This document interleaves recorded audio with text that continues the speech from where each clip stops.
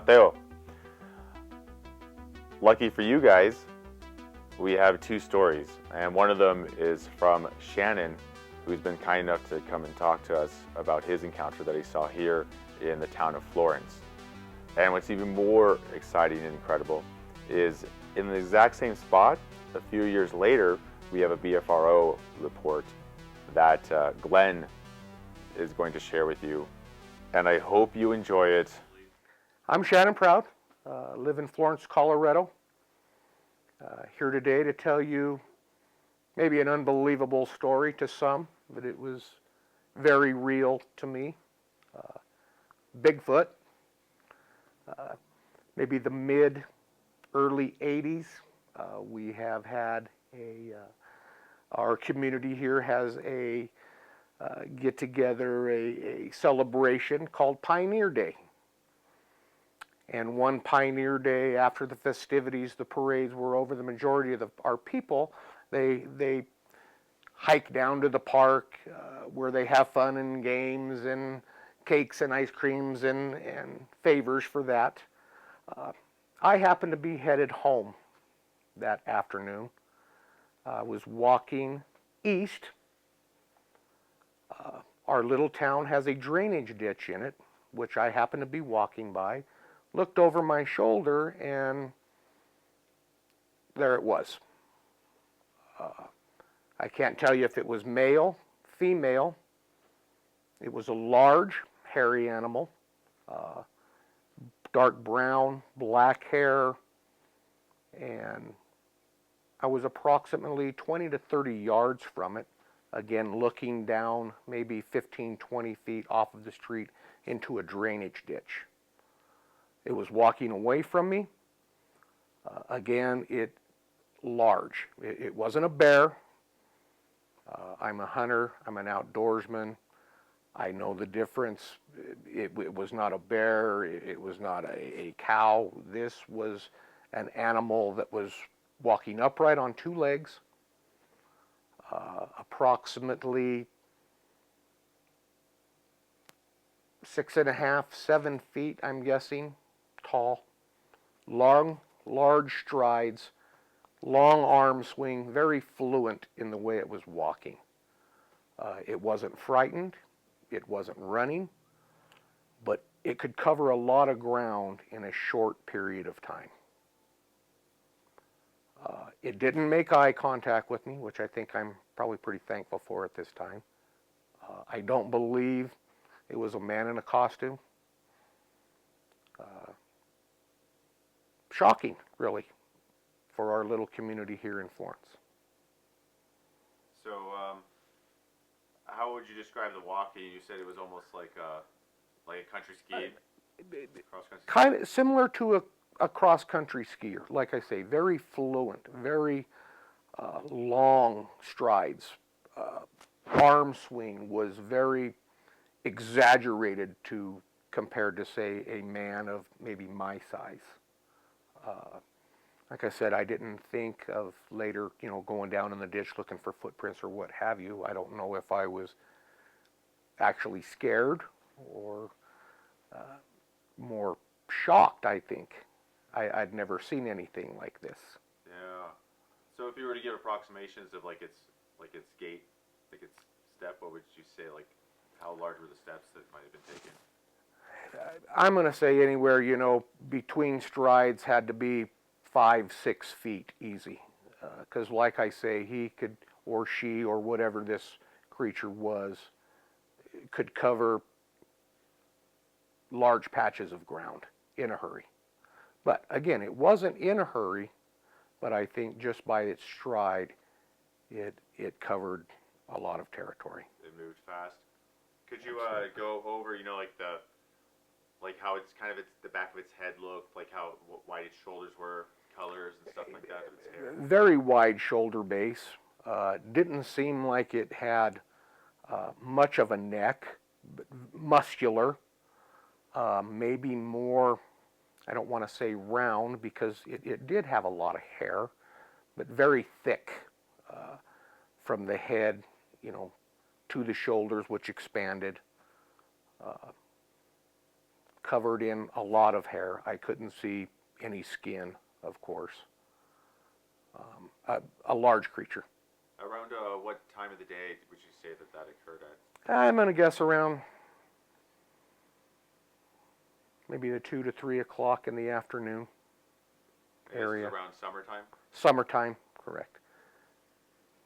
Actually, probably more towards September time, the fall, but it was a beautiful day. And walking in the bottom of the very sandy bottom, like I say, was very hesitant, like I say, to go down and look for footprints. Didn't want to do that.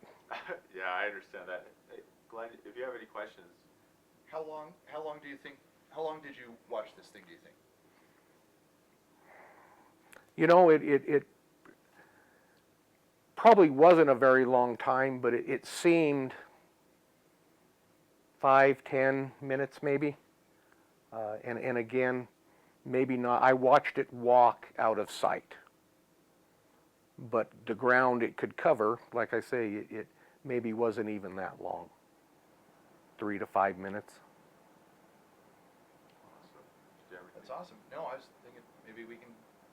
Hey, well, thank you so much. I appreciate that. Absolutely. I hope we can like, help you out, and yeah, you know, definitely. it's kind of a cool story. Like I say, I'm a hunter. I'm an outdoorsman. It definitely. I don't know if I'd want to see another one. You know. Fair. After all this talking, we talked about the other sighting or whatever. Do you remember hearing about that? Absolutely. You know, again, a number of years ago, some of the buildings have changed. It took me a little while to refresh my memory, but hearing some of the stories with the police officers, and I believe there was some owners of a donut shop here in our little community that actually had spotted something also. So it's kind of intriguing to see and be part of this. You know, thank you. Awesome. Thank you so much. Absolutely. Again, Shannon back here with a little on-site of my Bigfoot sighting that day that you can see we have one of our representatives down here, 6-foot man, approximately 180 pounds, casually walking. The terrain in the bottom, a sandy creek bottom, if you will. The creature, animal that I seen was double his size. From just the mass of his shoulders, head, neck area, the hair, dark brown, blackish in color. He was actually headed the opposite way, south, as I was coming down the sidewalk here, and approximately in this area. Again, you can see how far, maybe 20 yards away, the size of this gentleman here, and so, what I had seen was double his size. So was he a little further away when you first spotted him? Approximately, he's coming up to that rock. If he goes right about another 5 feet, in that area right there. Wow. And again, made no eye contact or attempt. I want to say again that if we pan out here, you can kind of see approximately 50, 60 yards in front of our subject. It took no time at all for him to cover that territory. Oh, that's awesome. And again, not at a run, not at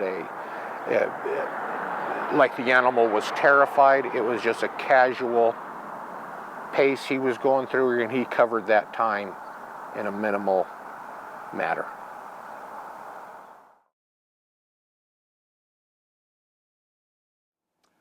My name is Glenn Norberg. I also live in Florence, Colorado. Back in 1987, there was a BFRO report, Bigfoot Research Organization report, of another sighting of a Sasquatch here in Florence, virtually in the same location. And I'm just going to read the BFRO report. Again, the date was October 26th, 1987, right here in Florence. And the description is, a coworker and I were finishing up our shift at a donut shop when the incident occurred. At about 2:45 a.m., I had stepped outside after seeing a speeding car go by. When I did, I heard dogs barking and howling like they were barking at something. But it was the howling that gave me the creeps. Otherwise, I would have passed it off as a cat tormenting a dog. I went back inside and said something about the incident to my coworker, and we kind of laughed it off, and I finished up for the night. About 25 minutes later, I was in the kitchen area when my coworker screamed, "Get out of here quick!" So I headed to the front just in time to see a large, hairy-looking thing just walking down the street under a light as casual as could be. We both kind of stared at each other for a few seconds, and then I opened the door to get a better look at this thing walking across the street. What happened next is still very vivid in my mind. My coworker said, "Do something," so I just yelled, "Hey!" It never broke stride, but it turned its head and looked right at me. Then it walked a few more feet, turned next to a fence, and walked past a car wash and storage unit and out of sight.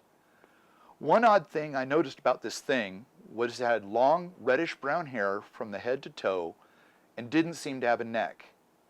It was like its head was just sitting on top of its shoulders, and it was very, very large in size. It walked next to a chain-link fence approximately 6 to 7 feet in height, topped by 3 strands of barbed wire, and this thing's shoulders were even with the top of this fence. I personally didn't see exactly where this thing came from, but I suspect that it came out of the Sand Creek ditch, which runs right through the middle of town. It's a large ditch that allows water runoff from the mountains a few miles away. Several minutes later, the guy who delivered our paper drove up. I had noticed him coming from the exact area where I had lost sight of this thing. So I asked him if he had seen anything back there, and he said no, but he'd heard something in an old abandoned building he used to store his papers, and it scared the hell out of him, so he left rather quickly. Just a few minutes later, a police officer pulled in the parking lot. Still feeling shocked and a little scared about what I'd seen, I asked him to drive his cruiser back in the area past the storage units to see if he noticed anything out of the ordinary. We watched him drive back, shining his spotlight back and forth, and as he turned past the storage units, we lost sight of him. Several minutes later, he returned quite shaken and started asking me what I had seen.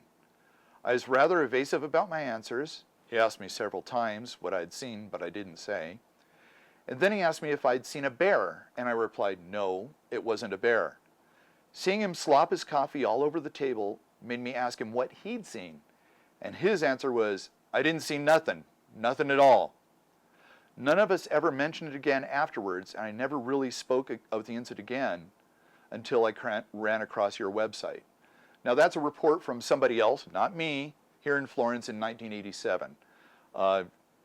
Amazing that it's virtually in the identical place that Shannon had his encounter. Okay, so here we are at the ditch. Down there, if you can see, there's a brick facade of a building. That's where the old donut shop used to be. So as we read the account from '87, it sounds like that's where the donut shop is. They look this way. If we look directly behind us here, this is a chain link fence with 3 strands of barbed wire on it. The ground elevation has changed here quite a bit, but even here, this fence is, I'm 6 feet tall. That's a 6 foot to the top of the strand. I think the account said his shoulders were here, I think. So, and if you look straight back there, that's the backside of some storage units. And there's more.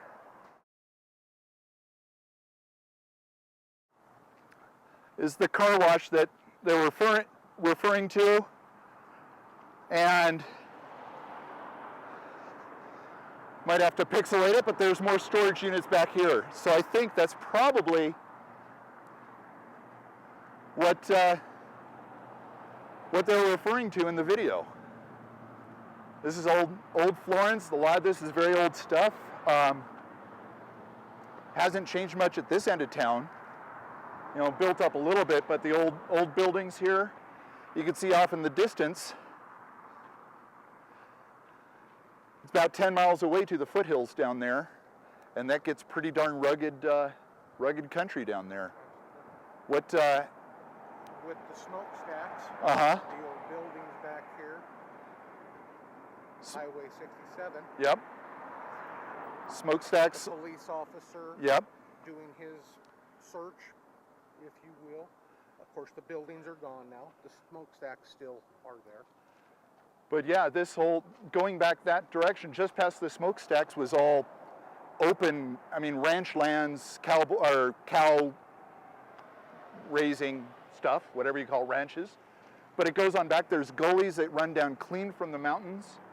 I know the water department gets their water down that way, and it runs right down this ditch, right down to the Arkansas River, which is less than a half mile away.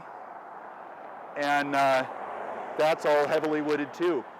This whole town the town's, what? Do you know when this was established? I'm not positive. This town was built up by oil fields. We were the huge oil producer. First one, I think, west of the Mississippi was the oldest oil well here. So all back here was all oil wells. And then gold from Cripple Creek was brought down and processed down here in Florence. And so, I mean, it's got a lot of history here. There's been a lot of stories, from ghost stories and everything else. But the town hasn't changed really a whole bunch in 120 years. So, but where the stoplights or the street lamps were from the report, I don't know. It's hard to tell. These are fairly new street lamps. We'd have to talk to the city, I suppose. Back. We just wanted to clarify one thing up here. I believe we had stated that the donut shop was across the street. We're actually standing in the parking lot where the donut shop used to be. Picture on a 45-degree angle here. The donut shop sitting in here. Again, not that we have modern day technology, but I don't believe that the street lamps were as up to date as it is here. Dark, kind of secluded type area, especially at 2, 3 o'clock in the morning when you're making donuts. Right. Let's talk about assessments. But before we get started, check this out. Jason stopped by about an hour ago and dropped off Colorado Mountain Man Survival. He owns the survival school. I've been there a couple times, and he has a cool channel to check out. But nice shirt. I like it.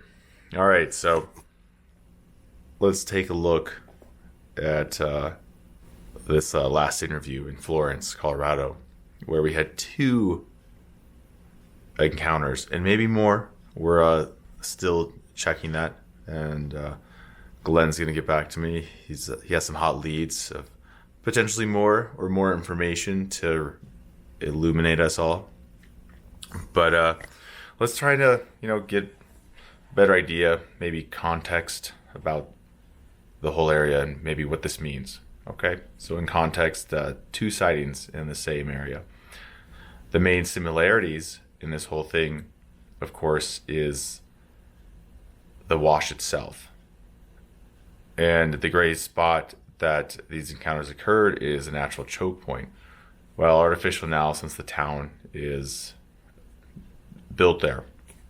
But what is interesting is to consider why. What would be the reason why this hominid would risk going into the city?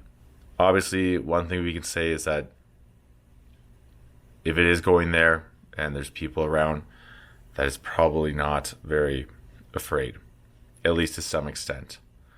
Well, and 2, it's very plausible, this scenario, when you look at the environment. And you can see that wash, actually, you go further up to the south, where it starts going to the foothills, and there's a lot of water. In fact, it goes right up to the where they get their water from, the town of Florence, and then continues further on into the foothills. And what would be the reason for this hominid species to go down, right? Like, what would encourage a Na to go all the way down into town? I mean, at first glance, it might seem unrealistic, but when you realize that that heads right down to the Arkansas River, not very far from the town of Florence, now it starts to paint a different picture, right? Because along the river, there's tons of trees, tons of different types of plants and animals. So there's incentive to go down to the river. And in fact, that's the reason most animals will take the washes all the way down so they can access the Arkansas and the vital sustenance that the river can provide. And so we don't beat an eye when we see deer, bear, and mountain lion using those same washes to get down to the river. So it shouldn't be too much of a stretch to assume that the North American hominid is also using it for the same purpose. So that's what I think, like in context of the testimonies, that there's incentive to go down to towns, and in this case, because it's an arid climate, to go down to the river to aid with sustenance. And two, the town itself, there's all kinds of artificial shelters and places to get food and even hunt other game. So it is painting a very intriguing and unique story that suggests that in small towns, and even maybe big ones, they're not afraid to go into them if there's enough incentive and food or shelter or whatever it is that they're looking for. I don't know. I mean, I'm assuming based on what other animals and other apex predators will come into urban environments for. And I think it's because of the same reasoning. So anyway, there you have it. That's my take on the encounter stories that are within this town. And I suspect, because I know I've heard it before, and it was harder to believe before, but the more I learn just about animals in general and the behaviors of this North American hominid, the more it's becoming more and more plausible that they do take advantage of urban centers and what people have to offer, like any other animal would. So let me know your thoughts, and I'm very thankful that Shannon came forward and talked about this, because it's not easy to get in front of a camera and talk about something that you're going to get ridiculed about, and harder still to talk about it in the context of being close to people, because for a long time, and even now, we had this assumption that if such a hominid existed, it would be trying to stay far away from people. But I don't think that's the case. I think the evidence and testimony keeps pushing and alluding to the fact that they're like any other large animal that's elusive. They're willing to go close to people because of the advantages of doing so. Anyway, thank you again, and if you guys like this assessment at the end, let me know, and I'll keep doing it for the other encounters and interviews that may arise. Thank you. Till next time. All right, one last thing Glenn reminded me. I keep forgetting. I've been so focused on field work that I keep forgetting to reach out and let you guys know, like if you have a story, if you have something that happened to you, an encounter, reach out to me. Let me know. I want to share it. And the more we can do this, the more we can just help everyone out, because so many people have been, like myself, traumatized by these events. And the more public they become, the less people can ignore them. And the more we're going to be able to help others that have been dealing with the same situation, don't have anywhere or anyone to reach out to. So, yeah, reach out to me at encounters@modernexplorer.me, and I'll have it down in the description too. But let's let's not make this a taboo subject. Let's make this normal. Let's normalize the North American hominid.